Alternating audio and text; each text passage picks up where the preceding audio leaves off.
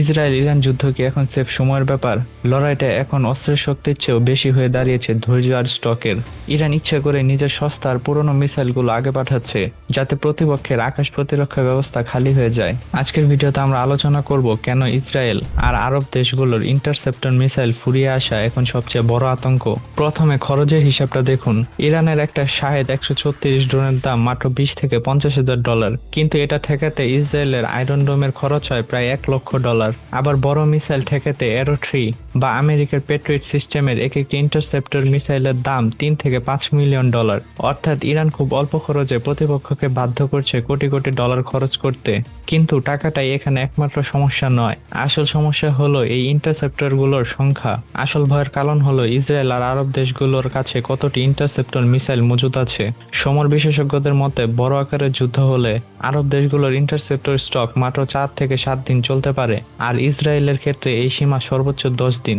ভেবে দেখুন, ইরান যদি প্রতিদিন শত শত সস্ত্র ড্রোন আর পুরনো মিসাইল ছুটতে থাকে, তবে মাত্র 10 দিনের মধ্যেই ইসরায়েলের আয়রন ডোম, প্যাট্রিয়ট এবং অ্যারো 3 সিস্টেমগুলো সম্পূর্ণ খালি হয়ে যাবে। কারণ এই ইন্টারসেপ্টর মিসাইলগুলো তৈরি করা অত্যন্ত জটিল এবং সময় সাপেক্ষ। এগুলো চাইলেই রাতারাতি ফ্যাক্টরি থেকে আনিয়ে মজুত করা সম্ভব নয়। ইরান গত জুন মাসের 12 দিনের উত্তেজনায় এটাই বুঝে গিয়েছে। যুদ্ধ যত লম্বা হবে, প্রতিপক্ষের ডিফেন্স তত দুর্বল হবে। যখন আকাশ পাহারা দেওয়ার মতো আর কোনো ইন্টারসেপ্টর থাকবে না, তখন ইরানকে থামাবে কে? আর যখন ডিফেন্স সিস্টেম অকেজো হয়ে পড়বে, তখনই ইরান তাদের আসল ক্ষমতা দেখাবে।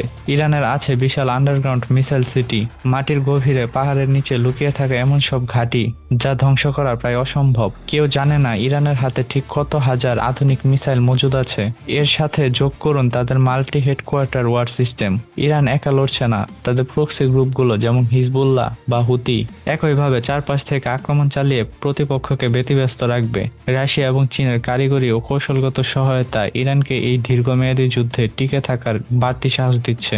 সোজা কথায়, ইরান চাচ্ছে প্রতিপক্ষকে আগে ক্লান্ত করতে এবং তাদের দামি ইন্টারসেপ্টরগুলো শেষ করে দিতে। প্রশ্ন হলো, 10 দিন পর যখন ডিফেন্স সিস্টেমের ভান্ডারগুলো শূন্য হয়ে পড়বে, তখন মধ্যপ্রাচ্যের মানচিত্র কেমন হবে?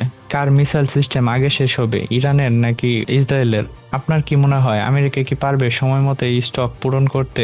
কমেন্টে আপনার মতামত জানান। ভিডিওটি ভালো লাগলে সাবস্ক্রাইব করে পাশে থাকতে পারেন।